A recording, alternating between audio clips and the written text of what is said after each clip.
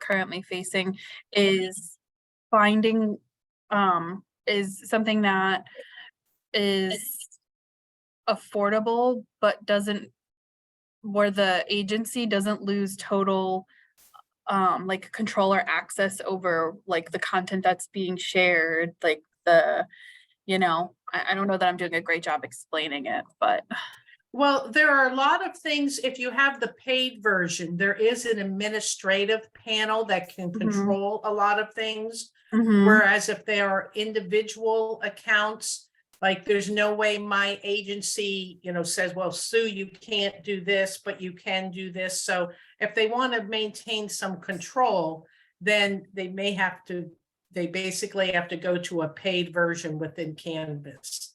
Mhm. Is that true if, for example, if the teacher leaves and you want to still have the classes they've created while working for you, for example, right? You'd want to have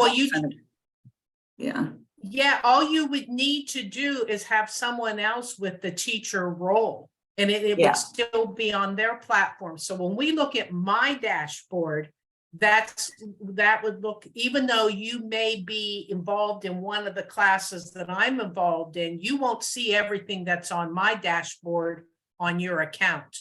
Okay. Yeah. Okay.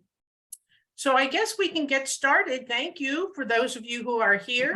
This is our first tech talk, creating a class within Canvas, and we're using a free for teacher account. I do have experience with both the free and the paid version. In fact, the the distance learning project originally had a paid account. And when we decided that maybe we could save some money and move to the free for teacher account, I was responsible for moving those classes from the paid account to the free for teacher account. So again, when we look at my dashboard, you'll see some of those classes that we were actually using in the distance learning project. But I also have experience in another role that I still currently work in with a large educational institution with a paid Canvas platform, in which my role is really restricted as more of like a teacher support. I don't get to do any instructional design work, but I get to see how some of that really cool stuff works. And then I go ahead and I try it within the free version. So the first thing we're going to do is we'll quickly go over these slides, because I really want to make sure we spend more time learning what you know about Canvas and then actually demonstrating it. And so let's get started with these slides. And why isn't that actually moving? Aha, okay. Today's webinar. So we're going to review signing up for a free for teacher Canvas account and discuss a course overview plan, choose the building blocks of the course, and then we'll also show you the different invitations emails. It depends on whether somebody already has a Canvas account or not, what that invitation email looks like. We'll discuss the course content from the student's perspective, and just some of the resources that are available, and certainly questions and answers. But I want to strongly encourage you to just ask questions throughout. Don't wait until the end. We want this to be as beneficial to you as possible. So signing up for the account, again, once I'm done with these slides, we'll go back to and I'll bring up how to sign up for a free account. And the next thing you want to do is establish the framework of your course. Actually, really think about, how do you want this platform organized?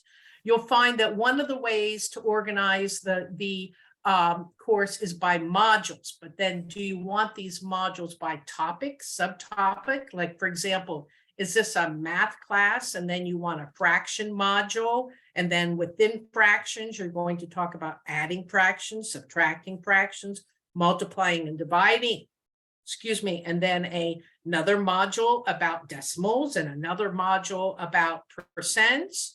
Or do you want to establish it, well, this is what we want to accomplish in week 1 or lesson 1 and week 2 or lesson 2. So you really have to establish what you want the framework of your course to be before you start building the course. And then obviously think about the content that you want to add. And within that, think about how you want the student to interact with this platform. What's going to be unique about it, more so than, giving them a book to read. So again, student interaction, not just with you for feedback, but also with students to students. One of the beauties of these courses that you can really encourage student interaction with other students.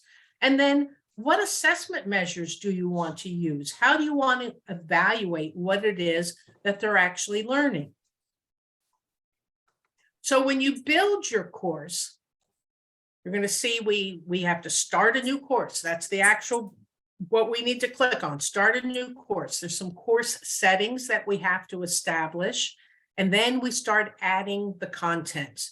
You'll see things are called pages and assignments and quizzes and files, and that's how we start really building the course. But we certainly can add outside resources. Maybe you want to link this to the online platform that you're using. If you're using something like Fast Forward or Edmentum or Khan Academy. And maybe you want to add some student interaction features like discussions and team projects. And a key thing throughout is when you're working on designing these courses, nobody sees anything until you actually publish the course and then invite them to the course. So one of the things that I like is you can have certain parts of your course that are published that people can see and use while you're still working on other parts of the course that you're kept hidden because they're considered unpublished. And of course, you've got to invite the student to the classroom or other instructors so they can actually use the course too. So when we add the interaction with the other resources, I already mentioned, maybe you want to show links to approved distance learning curriculums. When I first started with the DLP, we used a Canvas course that was connected to Fast Forward, and we'd tell the students, go do this and fast forward, then come back here, because what we included in Canvas were things, I guess you could think of it as areas where we felt Fast Forward maybe had some deficiencies, or we wanted to supplement the students' learning. So that's what we added within the Canvas course. So maybe you want links to other supplemental distance learning lessons or items from the lesson bank.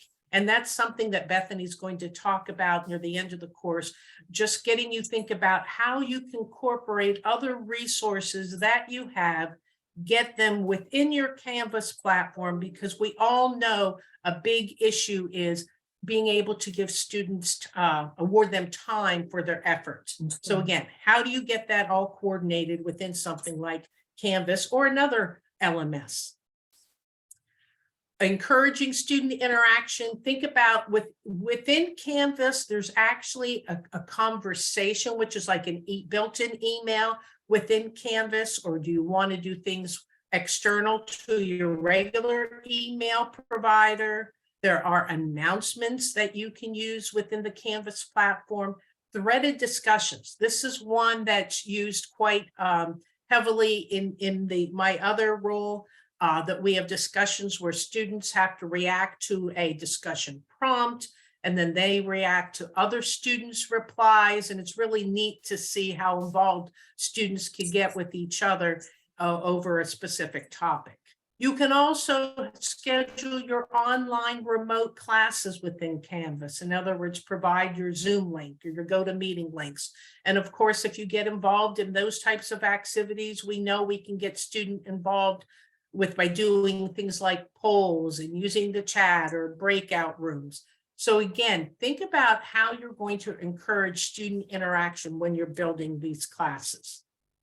And these are just some links that, again, you'll have access to the PowerPoint slides. And so the first one was about, there's a quick start guide. There's a comparison of free Canvas versus paid version Canvas. so you really can see what it is you're giving up by going to a free version. And there's actually a community forum within Canvas where you as a free for teacher member can ask for help. Because one of the things you do give up is that so many hours of support that you pay for on a yearly basis when you go to the free version. Are there any questions about any of these slides? Anything, Mary or Corinne, anything that's... Well, and I think you'll probably get to this when we talk about using outside resources, like, for example, sending them to work in one of the online courses, courseware that's approved. Those links, they open a new tab in the browser. It doesn't happen within the course, correct? It doesn't get embedded in there somehow. It's embedded, the link, so you would actually be going to that separate URL, to that separate site. Okay. Yeah. Okay. Mm-hmm. Yeah. But see, again, one of the things is, and again, Bethany will address this, is you're trying to combine what instructional material or assessment material that you're putting in Canvas, or what they're doing in these other platforms. You're trying to get it so that all that time is captured. Okay. Now, Canvas does not have a time feature. In other words, you can't do a start and a stop as far as time with, keeping track of it. So there are ways you have to try to get it approved as a resource and actually gauge the time that something should take students to actually complete. Okay. Yeah. So I guess, Bethany, I'm going to stop sharing this. And if you want to put that in chat, I see we have a few other people that showed up. Thank you very much, Kate and Allison, for coming. And so if we could all go to that Google Doc, what you will find, and I'll share it too. Let me get to. The link should be to the Google Doc, should be in the chat now.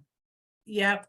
And if we go there, we're trying to gauge the activities that you have completed, if any. And it's the document sharing. Can you see that I've shared it? Yes, no. Are you seeing the document? No, I'm still seeing, we're seeing you, but I can see, I Okay. went to the site, so that's, Okay, so I'm trying to share it, so. There is a message too that says your bandwidth is a little low right now. Do you want me to share it? Yep, go right ahead. Thank you. Yeah, you might And try I'm going to turn my video Yeah. off because that'll There you help go. with my bandwidth. So what we'd like you to do is just go through and actually put like maybe a check mark if you have a Canvas account. And then if you do, which of these features have you used within Canvas? Because that'll help tailor how we address things today. And again, you're not putting your name in, so it's,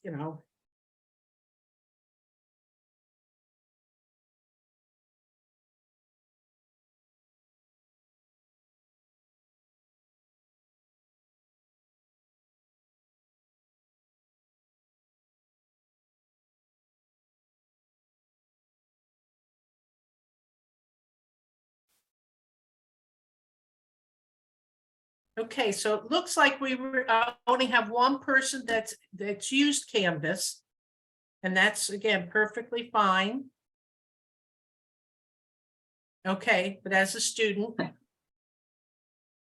just so you know, that one person who's used it, I just got started with it this morning. So I'm talking about, I'm real new to it.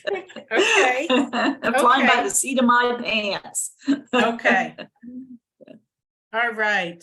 Well, I think just knowing that only one of you has had a Canvas account means we basically, we can start at the beginning, right? Right. Yep. Okay. So I think what I will do is actually bring up my Canvas account.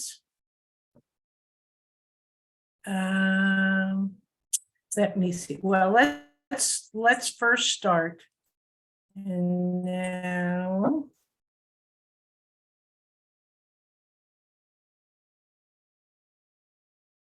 I want to share. I have my Word document up, but it's not coming up, letting me share it. I want to share what. All right, I know what I'll do. Okay. This is where I have trouble with going back and forth. What am I sharing? Are you seeing how do I sign up for a new Free for Teacher Canvas account? Yes. Okay, awesome, awesome. So this works you through the steps to actually sign up for a Free for Teacher account. And what you'll find that, let's see, it's going to ask you some basic information. Okay, they want to know, of course, your name, what type of account, it's as a teacher or a student. And if it's a teacher, they want to know if you're a K through 12 or higher ed. It just creates a different URL that you're going to. And then eventually, after you give them the required information, they'll send you an email where you create a password, and that will actually finalize your account. So if you just Google signing up for a Free for Teacher Canvas account, it'll lead you through step by step, and lo and behold, welcome aboard. Okay, here's the last step basically, and then you're registered. So what does it mean then when you log into that Free for Teacher account? Well, let's see, did it switch? Are you seeing my dashboard? Yes. Okay, so now my dashboard consists of 15 published courses and 3 unpublished courses. So nobody can see those unpublished courses, okay? And so the only ones that you could see would be if I invited you in a role as you can be a designer, a teacher, a student, an observer, if I invited you to one of these accounts. So basically you start out with the blank dashboard.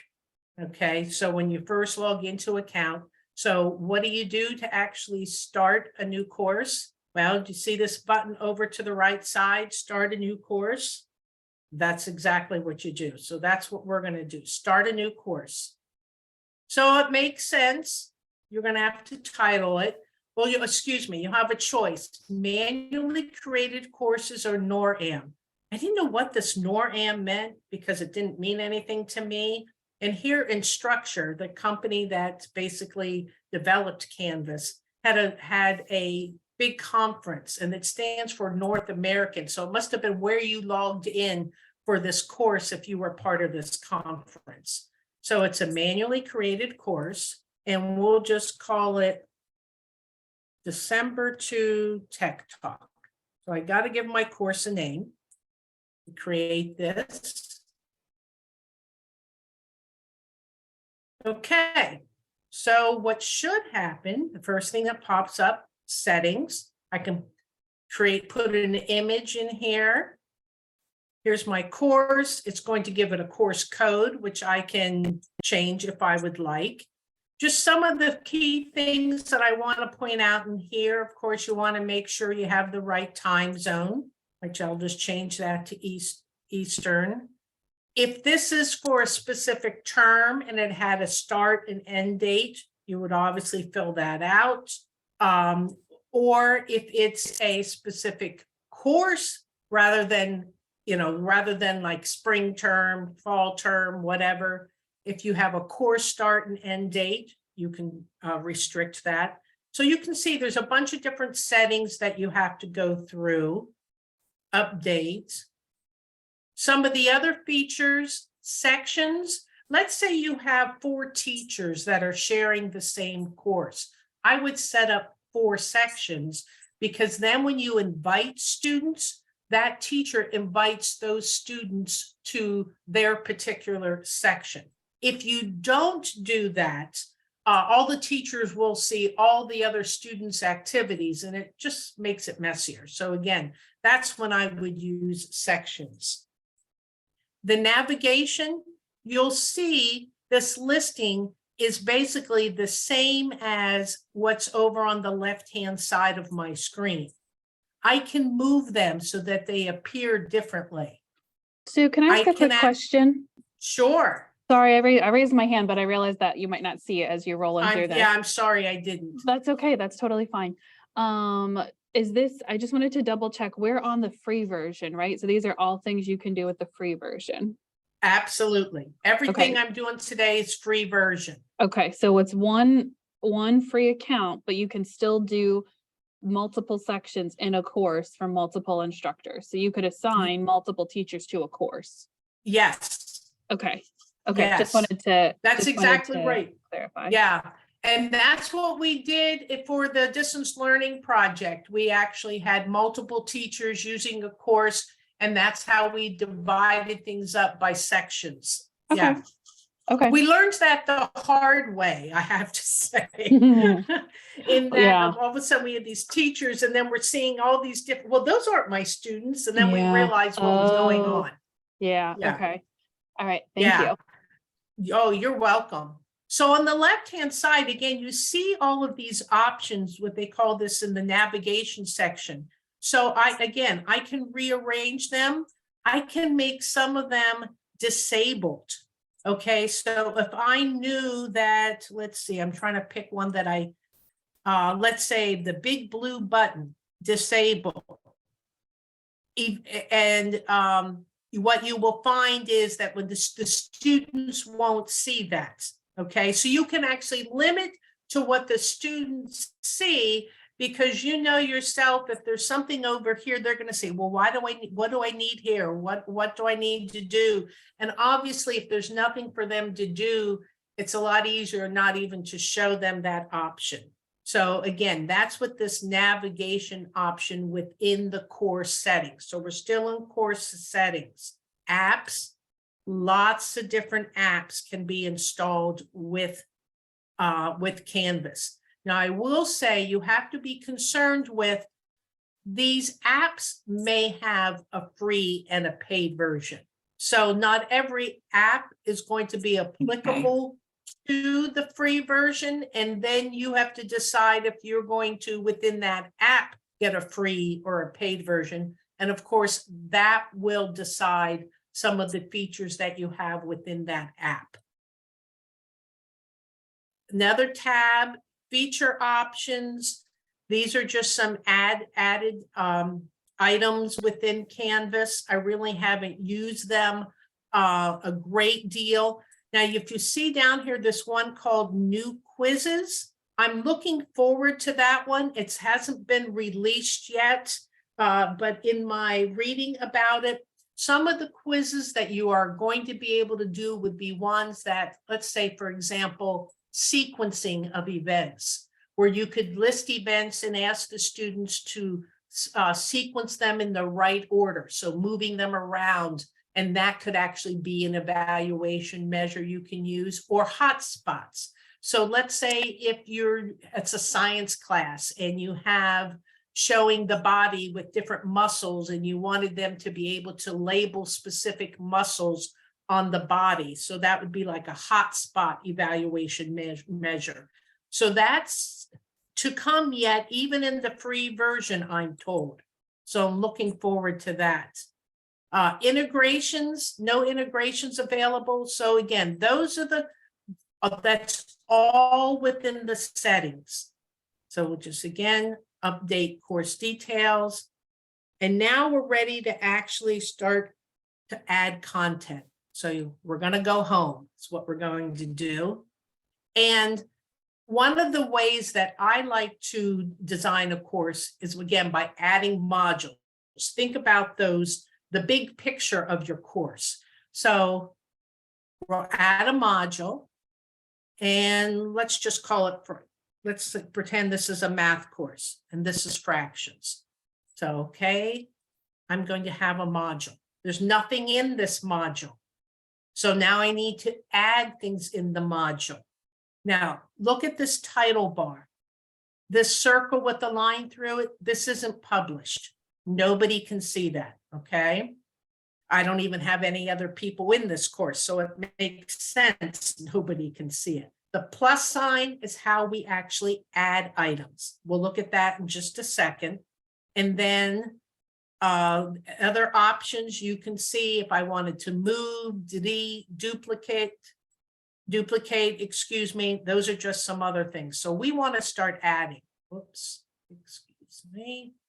So the first thing we're going to do is we're going to add a page. What I think of pages are as the place where we put a lot of the instructional content.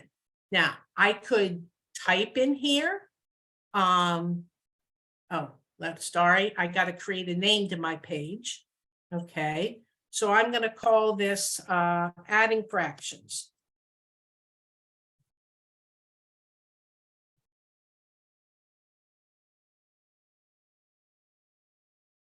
Okay, so I have a page adding fractions. Well, I haven't put anything on this page. And you'll notice as I add things, there's a different icon used for the different things that I add.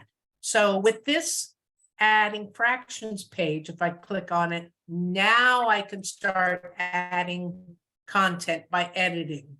So let's say I'm going to say to add fractions, and I go through and then, okay. I can type in, I could copy and paste from another text document. Let's say instead of me typing in my conceptual information, I want them to watch a video. Well, if you look at this rich content editor toolbar, there's a lot of neat features. Of course, there's the bolding and the italicizing and underlining, those types of things, but here I can put a link. So if I wanted to put a link in here, let's say I wanted to link it to a Khan Academy video. I would actually put the text and the link, and that's what would appear right in here. So I could give the students some initial information and then include the link. I can include, let's see, an image. And this one, let's see, I could record or upload media. Maybe I wanted to make my own video and include it in here. But again, this is how you start adding content. And then you can decide who can edit this. Okay. And we'll save this. So now I have I'm sorry, what was that? Sorry, that was me by mistake. I hit something on a page. I'm trying to add something just like you just now showed me. So that was my bad. Sorry. Okay. No problem. No problem. So now if we go back to the home, what do we have? We have a module, we add a page. Maybe there are multiple pages, and we're going to see as we go through this, there'll be a next button. Everything I add to this module will actually be able to go through just using a next button.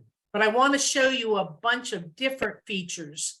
So let's say the next thing that we want to add to this module is a quiz. Okay, because again, these are all the different things that you can add to the module: assignments, quiz, files, page, discussion, a header, external URL, external tool. We'll look at a bunch of these. Let's say I want to add a quiz. I'm going to create a quiz. Okay, this is my add fraction quiz. I'm going to add this. Well, all it does is it puts this option. Notice the icon looks different than the page icon, but I really haven't done anything in my quiz. So now I'm going to click on add this quiz. And now I get to actually edit this.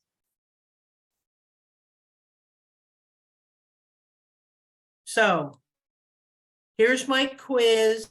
Here's where I'm going to type my instructions.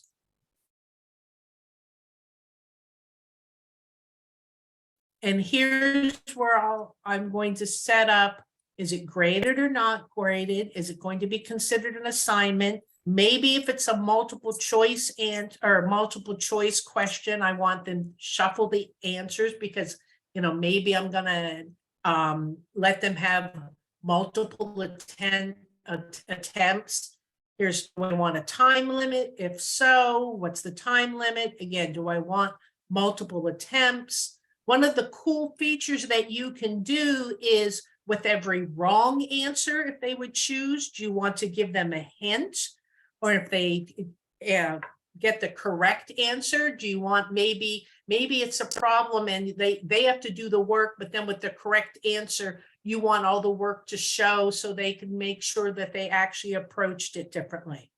Do you want just one question to show up? Do you want all the questions to show up and they just keep scrolling down? So there are all these different features that you can decide about the quiz. But that's sort of the administrative side. You can assign this to individual students. So let's say you want to make sure that they've completed something before they take the quiz. Again, you can designate who actually gets to take the quiz at a certain point in time, establish due dates. So that's just sort of the background of the quiz. That really didn't add any, any of the real meat of the quiz. So to do that, you actually have to use the questions tab. So, all right, I want a new question. So what type of question? So I'm going to just call this question 1. Let's look at the options of the different types of questions.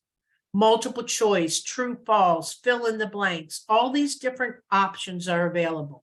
So let's just select a true, false. And we can say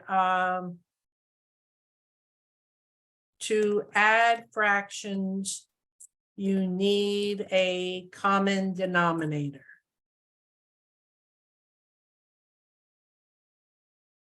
Okay, then I have to go down. Okay, by default, they say true is the correct one. If the false is correct, I would just go down here and say false, but we know this is true. Update question. I can decide how many points.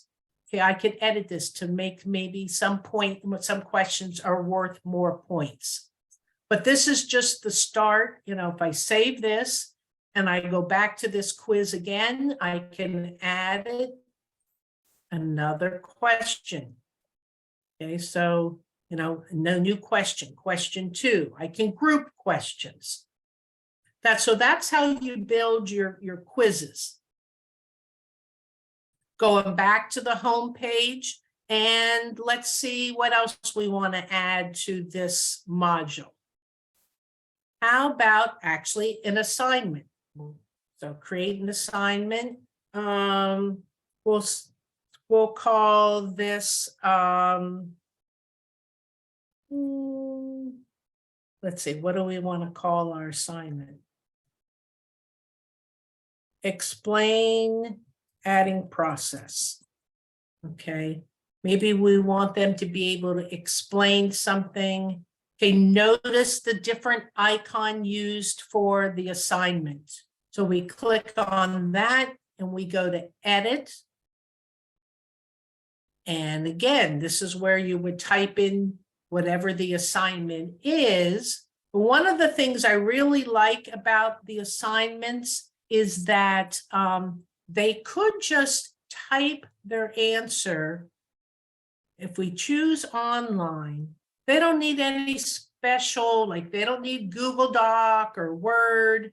They can actually type their answer right in a box that will appear on this when they look at the assignments. But you can see if students wanted to record something and upload it, or have a website, or other kind of files, you're allowing them to upload a Word doc or a PDF. Those are different options. Again, so Sue, if different you don't mind, parameters. Yep, I'm I sorry, was go just gonna, ahead. I was just gonna say something real quick, if you don't mind. So, I used to teach a class called DL 101. It was a class that every student that came through the distance learning project had to take. And so one of my challenges was getting them used to this technology. And so one of the things that we did was make different ways for them, give them different options to be able to submit their assignment. So they could like upload an assignment, which is one of the options. So they could use something like Microsoft Word to do that. They could use the text option that Sue just showed you if they didn't have any external program. But something I found that was important and ended up making this an option as well for students. So if you scroll back up there, one of the options I believe is external web links or something like that. Website URL, I guess is what it would be, is what they're calling it now. So what the student could do is they could go into Google Docs then. And so if they didn't have Microsoft Word, if they didn't like the text, the typing tool, writing Canvas, because some of them didn't like that tool, they could use Google Docs and just submit then a web link. And this, it stands out in my mind because I ended up having a conversation with a student once who said, I'm going to have to renew my Microsoft 365 subscription. And I was like, oh, no, you don't. You don't have to do that, you know. And so I ended up telling her about Google Docs and how it works a lot like Microsoft Word. Just took a couple of minutes to show her how to get there. And then she used that to submit all of her assignments and was really grateful to learn that there were free tools out there that were comparable to what she was just about to pay for. So I just wanted to mention that. Sorry, Sue. Yeah, no, thank you. Thank you very much. So what I want to do, excuse me, we go back because there's a couple other cool things I want to be able to show you. One of the things I really like that you can add are discussions. So again, what am I going to add? A discussion, create a topic. And how about why I love math? Okay. Surely a discussion every student wants to participate in, right? So, but what happens when you, excuse me, when you create a discussion? So, let me see, edit it. Okay. So here you would say, okay, in 50 words, I want you to tell me 3 reasons why you love math. Okay. And a threaded replies is what I really like. So that means a student can react to other students, and that itself can be considered an assignment, or, you know, asking student like to explain something, and you can get some really cool discussions and you know, interaction among students by allowing threaded replies. And graded, you're going to find that, you know, you can establish rubrics for things. That assignment feature that I just did, you could assign, let's say it was a writing assignment, and so you wanted to grade based on proper sentence structure or proper grammar, or maybe in their story, did they have, you know, a theme? Did they develop the characters? Did they have a conclusion? All those things that you can define in a rubric and say, well, you know, if you do it really well, it's 5 points. If you do it poorly, 1 point, and have different in between, you know, just what the rubrics are going to be. You can actually, okay, mine's having trouble saving. Aha, good. It finally went through. My internet appears to be slowing down, which in my area, that's what happens sometimes. One of the things that you can add is an external URL. This is the feature that you would use if you wanted to set up a Zoom session, you know, so put in your Zoom link, and then that will show up as an item. How does this look to the student?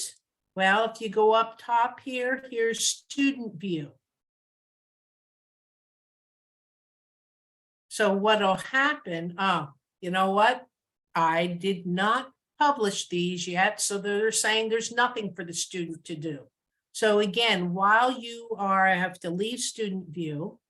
And I've got to go publish these. So again, this is the feature. Let's say I had my quizzes done, but I was still working on my discussion, but I wanted them to be able to work up to that point. You know, that's the beauty of, you know, you can be still designing whilst people are actually working in this course. So now I should be able to go look at student view.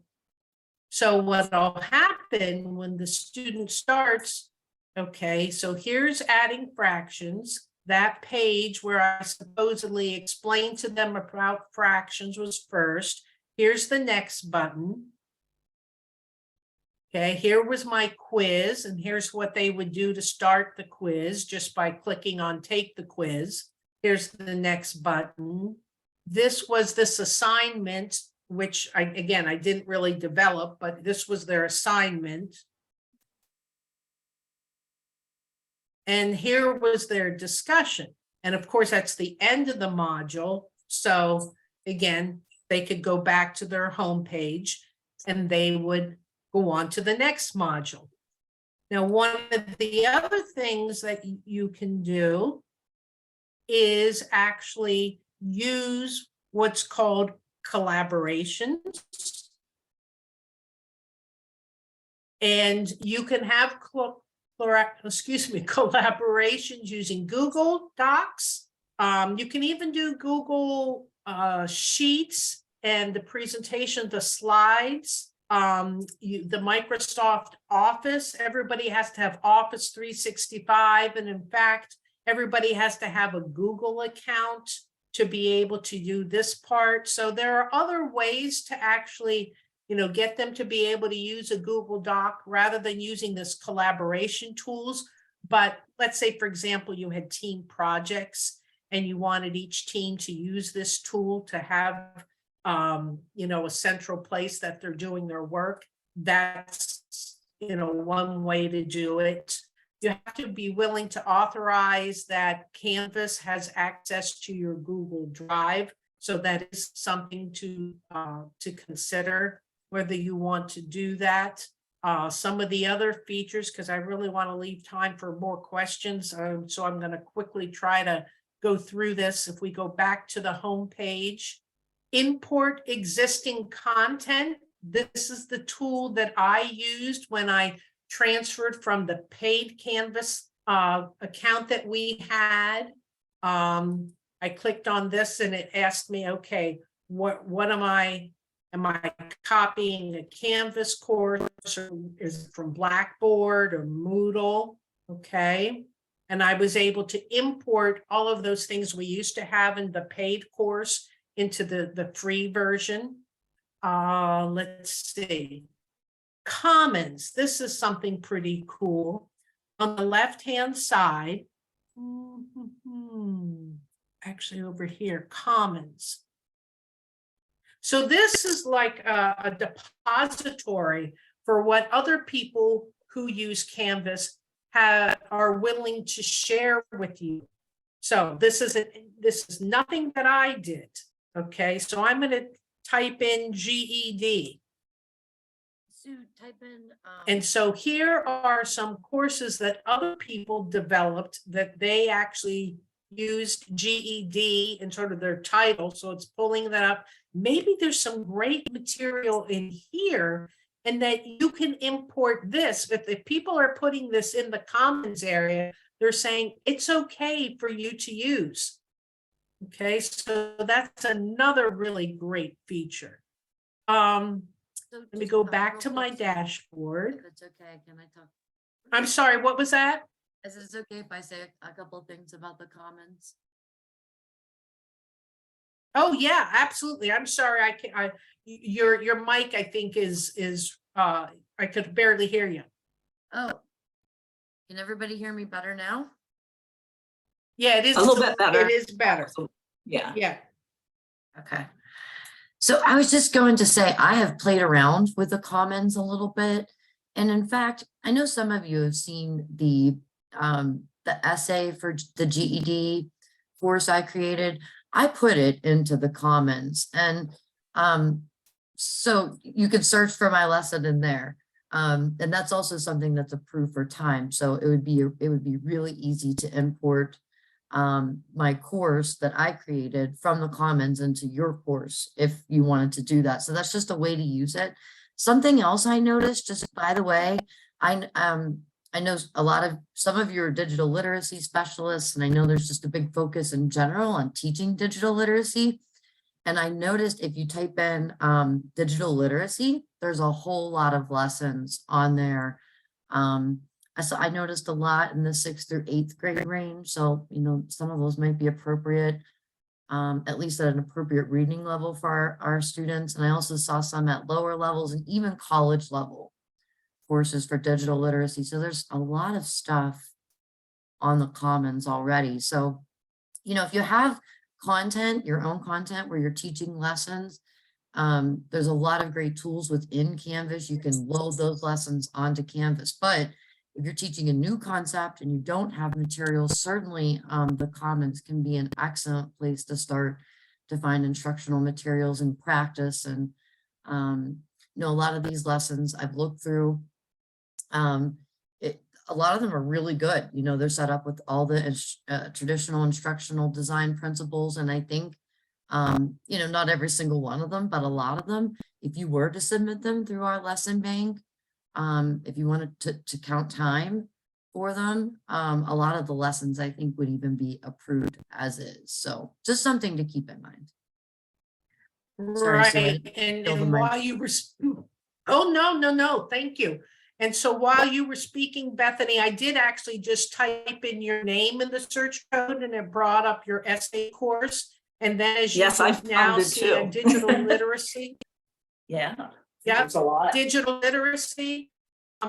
Yeah, there's a lot. There's an absolute great deal amount. So now a couple other things going back to my dashboard. Okay, go back to my dashboard, please. All right. And going down to, let's see, this one I called, I think December 10th. Oh, I'll go into this one. This is another one I was playing around with.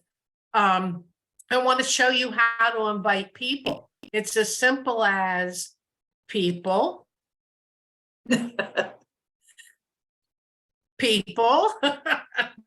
Sorry. Okay. Invitations. So here's one in which what you'll find is you just go to the plus people button and type in their emails or their, let's see, so you can add people. And here just type in their addresses, put a comma or go down to another line to add and decide what role they would have. So, you know, I've not been able to find what a participant can do. So teacher has full capabilities. Usually a TA has not quite as much design features allowed as a teacher. Designer has everything that a teacher does, except they can't do anything with the grade book. That was a feature we didn't even touch in this one. And observer, they just can basically, to me, an observer and a participant must be a similar thing. But again, I've not found anything that explains to me what a participant can do, and then the student. So then once you put someone's email address there and say next, it double checks. Do you want an invitation sent? So they get an email. Now, what I want to show, if I go into a different share, I want to show what the email looks like. Here it is. Because the email is different. When we first started using this with the students with the distance learning project, they actually get an email from Canvas free for teachers. And they may not be expecting this. You're saying, hey, you're going to get this email. You might want to give them some preliminary information that it's going to say free for teachers, and you've been invited to participate in a class at free for teacher. And it'll say what the class is called and it'll be their name and their email, and it'll say that they need to register with Canvas before they can participate in class. So they have to go and create a Canvas account, and then they will have access to this class. Whereas once they have a Canvas account, and let's say you add them to another course, then they'll get the email as shown in the bottom here. It'll just say you've been invited to participate in the course and get started. It'll take them to just where they log in, and it'll put that course in their dashboard. So with the student, you know, if they're in 3 different classes, their dashboard will show those 3 different classes. So, and they use one login, you know, same email, same password to get to all of their Canvas accounts on that free Canvas platform. So let me go back to what I'm sharing. Let's see. Stop that share. And I guess I want to leave a few minutes for questions. I'm sorry I rushed through things. There was a lot I wanted to show you. What questions do you have?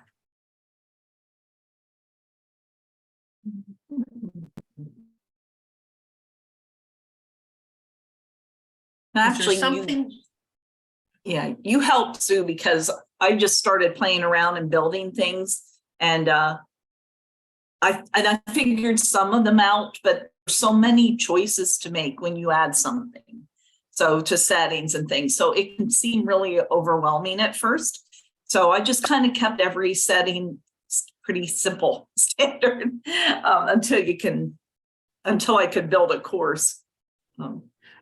That's a great approach, Mary. And it's one that I took too. I kept things simple.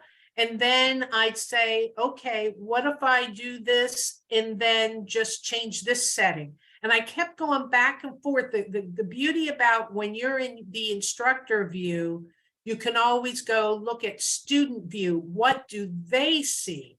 And that's really the gauge, you know, is the end result what you want, you want the student to interact, you know, so, you know, you just play around. And that's the great thing also about, you can have things within your course that are unpublished, that are your work in progress, you know, that you're still trying to figure things out, you know, and just experiment. I do a lot of Googling in free for teacher Canvas. How do I, you know, I do that a lot to try to figure things out.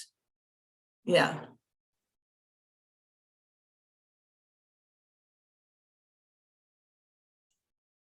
Hi, What this is else? I just have a question. Thank you so much for all the valuable information. I haven't, you know, I would like to try many of these features. I just have one question.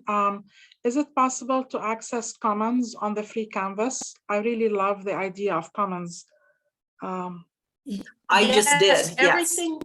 Yes. Yeah. And that's what it showed you. I was in my free for teacher account and got into Canvas, showed you just some of the things that pop up. Bethany's course pops up. All those that showed you the digital literacy, you know, I'm sure if you use math as you're going to get all your math courses. So that's, yeah, that Commons is actually in the free for teacher account. You have that accessible. Okay, great. Thank you. I wasn't sure about that. Thank you so much. Yep. One of the other ways to actually, where I went in and built everything in the modules, you could, for example, if you wanted to go to the left navigation area and design all your discussions first, and design all your pages, or design or upload files. And then, for example, let's say I had 3 quizzes. I went into quizzes and designed all my quizzes. Then when I went to the modules and said add quiz, anything I already had created, I could then say, aha, this is the one I now want to move to the module. So that's another approach of how you want to design a course. Now, what Bethany is showing us something about the resources that are available. So Bethany, why don't you take it away and talk about this? Yeah, sure. So what I wanted to show you really quick, if you were to use lessons from the Commons. for Hold example- on, Bethany. I think we're all having trouble hearing you. Does Yeah, everybody it's hard to hear. agree? Okay, Yeah. yeah. Can you hear me better now? Ooh, Yes. yes. Okay, I'm gonna shut my camera off and sit closer to my computer. Okay, so what we're looking at right now is the Pennsylvania Adult Education Resources website. If you go to the Teacher Tutors tab and go to distance learning, you could come here and say you're using lessons from the Commons, or pieces of lessons from the Commons with your students, or maybe you have your own teacher generated lessons that you've created, and maybe you have your students working on these lessons, but you're unable to count time for them. One way to resolve that is to come to the PA Adult Education Resources website, go to the distance learning section, and then here on the right-hand side of the page, there's the Submit Supplemental Distance Lessons button. If you click on this, it'll take you to a form where it's just asking you for some very basic information about your lesson, or maybe it's more than a lesson, it might be a unit. So maybe something even bigger than a lesson. This is how I submitted that essay course. It's about 8 hours worth of work for the student.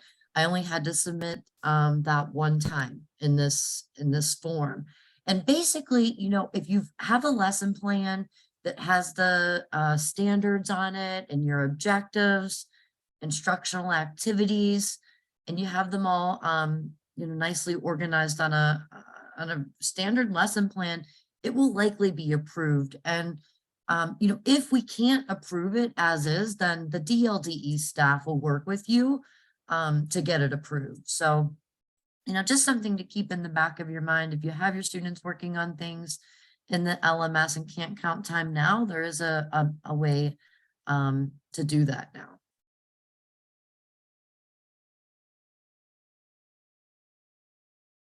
Yeah, and I just put my email address in chat. And if anybody has any questions about how to do something, and if I don't know how, which is a lot about Canvas I don't know, I will gladly help you research it, because I really like to do that. And I'm always trying to, expand, my background in it. And yeah, again, definitely willing to help out. So, just to ask a quick question, and this is more of just your personal opinion, what do you feel like the big benefits are of Canvas as a learning management system versus some of the other ones that we'll likely talk about?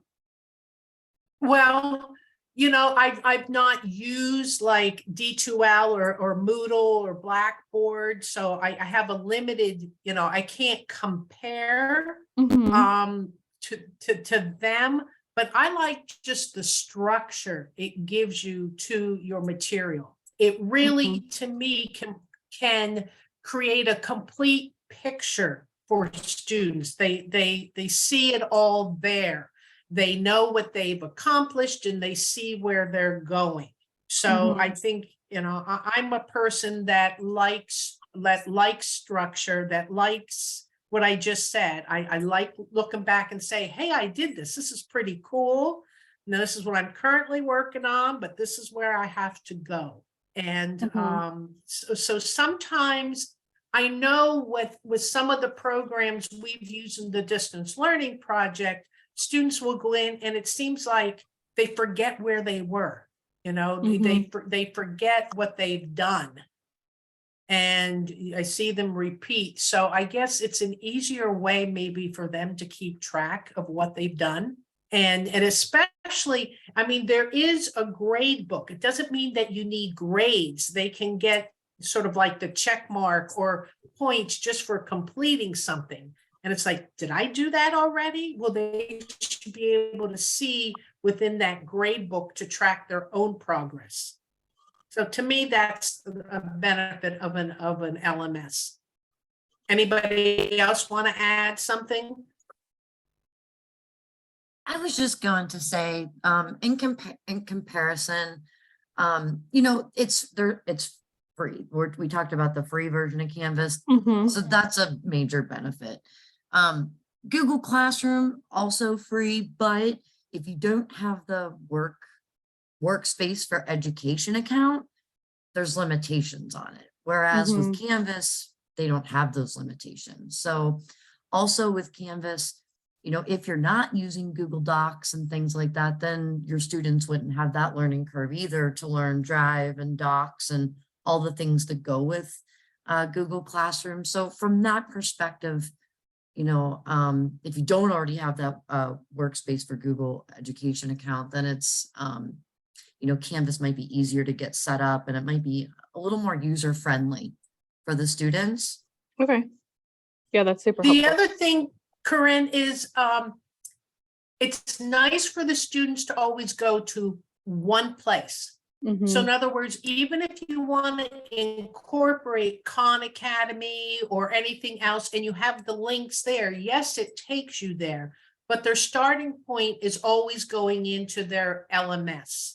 So instead of getting emails, now do this, now do that, if you can actually show the order that you want them to do things, to me, that would be, it was comforting to me as a student, and I am making the assumption that that's a comfort feeling that others would enjoy.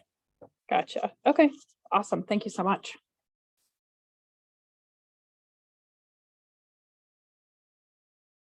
Anything else? Any ideas of what you would like, other topics that you would like on future Tech Talks? I mean, totally unrelated to LMS. It doesn't, I mean, so we're open to ideas, to suggestions.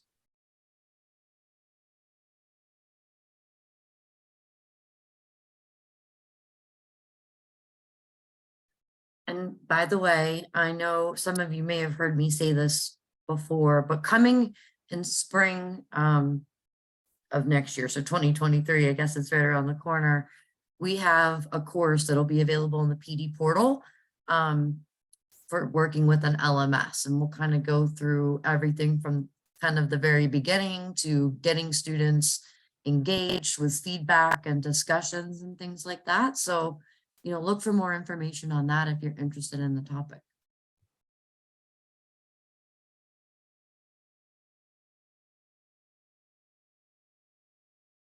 Well, I guess that's it. I guess we can stop the recording, Beth.